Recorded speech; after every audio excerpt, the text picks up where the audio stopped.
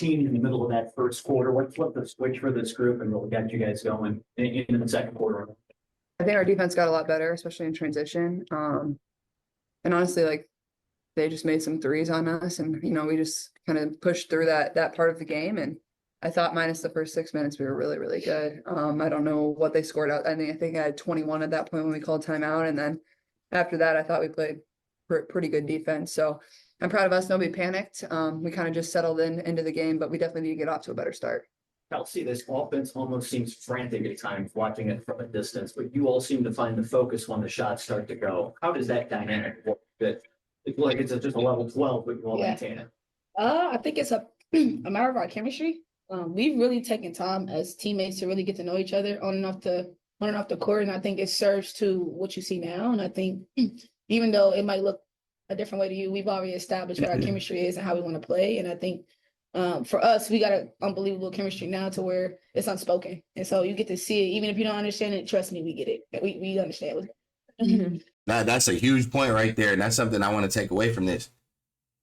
Whatever we see on the media, guess what? Me and Caitlin Clark, we see it.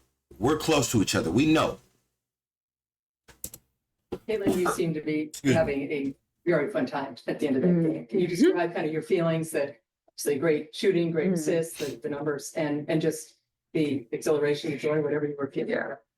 Honestly, like I felt like it was like just a smooth game for us. Like I just felt like we were flowing well out there. Like it just felt like pretty basketball. Like and sometimes I think as a basketball player, like you can just feel it. I thought that's what we've had. Like I said, minus the first 6 minutes, I thought we played really well. And this was a big one for us. It almost counts towards 2 when you're in the playoff race of like a loss and a win. So we knew it was a big one, but also like we wanted to win the season series with them. That was kind of a focus point. And the last time we were here, we were up 15 in the fourth quarter and kind of fumbled it away. So I thought it was another opportunity for us to come in here and show what we're about. And I thought we were really good. And honestly, like I just had a lot of fun playing. Like I thought we played with a lot of joy. We played at up tempo. We shared the ball well. I thought Temi was really good, especially defensively when she came in too. And that was fun for me to see. Caitlin, you mentioned the playoffs. This moves you guys up to 6th. How important is that, especially knowing the stretch that you have coming up and you only have 3 games against? Yeah, I mean, I think you can't really look at a team's record at this point in the year. I think you're seeing teams play really well. Like, I think I just heard the Wings beat the Lynx the other night. The Sparks beat the Liberty. Like, it doesn't really matter a team's record at this point. Everybody's fighting for something and fighting for a playoff berth, fighting for seeding or positioning. So it doesn't really matter. You better come into every single game with the mentality to win. And I think our group has done a really good job of taking it one game at a time. And it's honestly impressive how we started the season and now sitting at 6th place with 8 games remaining, 9 games remaining, whatever it is. But you have to continue to execute down the stretch. And lucky for us, we have quite a few of those at home and we've been playing really well at home. So using that to our advantage will be important as well. That's very important for them. For them to now move up in the 6th seed is very important. Very important. Teams are playing well. As stated, the Sparks just beat the Liberty. The Dream has been beating a lot of people. And I said it earlier. Don't think that this Sky team can't play. I knew that we were way better. I knew that we should blow them out. I personally thought we should have blew them out by like 35, 40. But it doesn't mean that they're going to not come out and try to play. As you can see, the first quarter, they came out on fire. So every team can play right now. Just how the Fever, nobody expected the Fever to be winning. Dude, they have won 5 of the last 6 games. Nobody's expecting the Fever to do that. Now we expect it. But the way they're playing, this team could play anybody in the playoffs and might just upset somebody. I'm going to be real with you. They might just upset somebody. So I'm loving what I'm seeing from the Fever. And for them to go up in the 6th seed is just, it's not over though. I think they got 2, they need to win a couple more games to seal it. But for me, I look at their schedule. I think they're going to beat the Aces at least once, maybe twice. I think they could beat this Wings team on Sunday. That's going to be probably one of their toughest games, I think, because I think the Wings are a very underrated team. If you look at their record and then you look at how they play, you're like, nah, it's an underrated team for sure. So let's continue on and hear out Kelsey and Caitlin. You guys, like you said, you started the season. You had faith you would get to this point, maybe after after you guys play together and you have break? Yeah, I mean, I certainly did. I think I remember saying early in the season, like, I know there's gonna be a moment where we look back on this in the season, later in the season and be like, you know, this 1-8 start is like gonna help us somewhere down the line. And I think this is now that moment. Did it stink? Absolutely. Like, it was not fun. You know, I was frustrated, or everybody was frustrated. You know, fans were probably frustrated, but at the same time, like, we have a young group, we're trying to learn, we're trying to figure out, and it's a tough transition, you know, coming from college and then trying to come in here and lead a professional basketball team and be their point guard. So I'm just really thankful for my teammates that like just stuck with me and, you know, have helped make the transition easy and learning one another. And I think once we've really figured it out, it's been a lot of fun for everybody on this team. Kelsey, this is the first time you guys have been 500 since started 2-2 in 2022. Just for you, what does it mean to kind of be part of this rebuild and kind of see it these past couple of years? Kind of give yourself some grace about, you know, where I started as a player and where the FIBA organization was and where it is now. You go to appreciate, you know, the evolution of the game, the players that came in it, people like C-Squared, even like, you know, this group, that draft class that came out, you know, they've taken really good leaps at making teams better. And I think C-Squared has done that for us. And I think now it's about focused on taking it to the next step. And I look forward to that journey. So. The Indiana Fever are past the, okay, let's get adjusted to one another. Nah, this team is playoff ready. I'm not going to say they're going to blow past the playoffs. I'm just saying this is a team. This is a playoff team right here. There's some things we need to continue to fix. I think Temi still has to get going on the offensive end. I'll take it though. What she provides defensively and just being overall a good basketball player, being around the ball. She is different. She plays very calm. So there's a couple things I want to point out. There's one, Caitlin Clark arguing with the refs. I don't want to see that much. I get it. Get your point across. There's a point where Caitlin Clark told the ref, you don't have to talk to us like that. Like, don't be rude. She's like, that's so rude. I'm like, Caitlin, all right, I get it. But that dude with the ball head, he was a little pushover. I'm looking at Caitlin, tee your ass up. Besides that, I just think some of her passes, she wants to play exciting basketball. It's not going to stop, man. She's going to continue to try to make these passes, behind the back passes. That's in her game. She's elite, bro. She's one of those ones. I'm sorry, but she's going to have turnovers. We got to accept that. Caitlin Clark is going to have turnovers because she's going to continue to try to make exciting basketball plays. I accept it. You guys can accept it or leave it. But I think she still tonight only had 2 or 3 turnovers. So I think she had 3. So I'll take it, man. I'll take it. Sorry. To go off that, if the message against Connecticut was that you guys weren't going to be bullied or getting pushed around, what was the message tonight? I mean, just to come in here by 20 points the way you did. Obviously keep the main thing.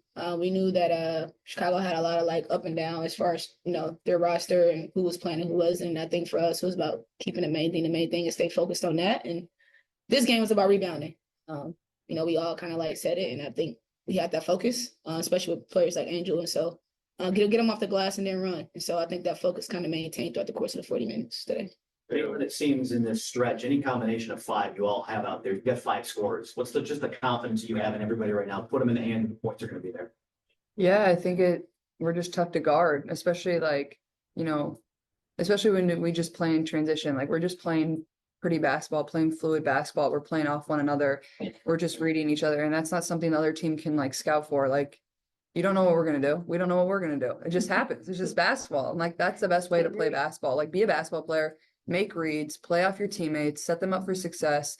And I think we do a really good job of finding each other in positions where we know they can be successful. I'm pretty sure we had a high assist number on high made field goals tonight. And I think that just shows, you know, we're making the next pass to get our teammates a good shot and taking the right shots. The other night you were talking about how much Kelsey has helped you to sort of, you guys are better in presence, but specifically on the court, how do you think she's helped you the most on the floor? Off the floor? On the floor. On the floor? Yeah. I mean, I think it's pretty similar on and off the floor. Like, she's just been a voice that's been there. She's been through this league for what, 7 years now. Like, she knows what to expect. She knows how things are going to go. And I think more than anything, like, we are just starting to understand each other much better. Like, we could just make eye contact and she knows to go back door. She knows to come and get the ball. Like, that just comes with playing with one another. So it's been a lot of fun for me. I mean, she's playing so well right now, just as good as anybody in this league. So I feel very lucky and fortunate to have her by my side. I don't want to see this duo split. I don't. The way they're playing together, the way they're playing for one another, I don't want to see this team split right now. Not right now, but next year. I think that they could really dominate this league. They've only been together for a couple months. A couple months. Just imagine what they could do in a year and a half, 2 years. As Caitlin said, we are getting to understand each other. I could look at you and tell you to go back door without even opening my mouth. That is chemistry. And when you got a specific type of chemistry, a good bond, things are just different, man. Team right now. Coming in hot. Wow. Opening the door. I mean, I feel like we're confident, but that's any team in this league when you're able to stack some wins. Like, that's everything, right? And I think coming out of the break, we start with 2 big wins at home versus Phoenix and Seattle. And then we go on the road and we drop one, but then we knew Atlanta was a huge game for us. And I thought we played really well there. So I'm just proud of our group. I think we're really just approaching it day by day, even though, like, you know, these games are so important. We're not really looking that far down the stretch of what's at the end of September, what's in the middle of September. It's what's in front of us today and just approaching it like that. And that's how you build your confidence. It's just one day at a time. But I think our confidence is, you know, at an all-time high where it's been this all season. Going back to the offense, you guys have had the best offensive rating in the league since mid-June. Is that something that you guys envisioned like was possible? Or, I mean, during that losing streak at the beginning of the season, maybe not, but I mean, just like to reach that height, to be able to say, you know, you guys are the hottest offense right now. Like, Yeah, for sure. I think that people fail to realize that basketball is something that takes time. You don't just come in and you get it right off the bat. I don't know what people expect. I'm not going to hop in their brain and figure out what they expect, but this stuff takes time. And I think that to see good basketball and see it manifest into what you see now, it took time. And, you know, you got to give yourself some grace. That's why I always tell our team, like, give yourself some flowers right now, because we could have been a lot worse. And to see where we are now, I think the sky's the limit for us. And I think our offense and what you see and our fierce competitiveness, it's just kind of in our DNA. And we want it to kind of like stay like that. You know, we want to do the right thing the right time, all the time, not just sometimes, but we want to do it right all the time. And that's what you're seeing. Last one, man. Yeah, Caitlin, toward the end of the fourth, you had a rare 3-point miss. Since, is that you pointing up to the scoreboard? I think it was a fan. I was just having fun with the fan. Nothing to do with it. I love it. It was awesome. But yeah, I mean, Caitlin's funny, bro. She was definitely telling the fan to look up at the scoreboard because she airballed. She airballed a 3. She was on a heater. She was feeling herself, trying to dagger some more, which she should. If I'm Chrissy Sides, I would have left her ass in the game. But I would have broke 110.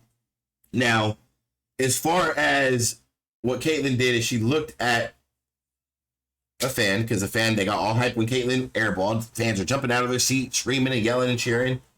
Caitlin looked at her and said, scoreboard, beating your ass by 25, putting belt to ass. Take that loss. I put up 31 on you with a double-double, a real double-double. Take the loss. But look, man, I'm going to leave it right here for you guys. I'm just excited for the Indiana Fever, how they're playing. Kelsey Mitchell's playing amazing. Caitlin Clark is playing amazing. They had a great game overall in general. I love what I saw out there. And I'm just excited where this goes forward and how they play moving forward, man. Besides that, I'm going to keep it real nice and short. It's your boy, C. O'Connor. Welcome to GameDay Uncut. I'll be having plenty of content over here for you guys. Make sure you guys sub to the channel. Like, comment, let me know what you guys think. If you guys pulled up to the live, I appreciate you guys, man. I'll do another live on Sunday versus the Wings. Besides that, man, I'm going to catch you guys in the next video. Go Fever. I'm out.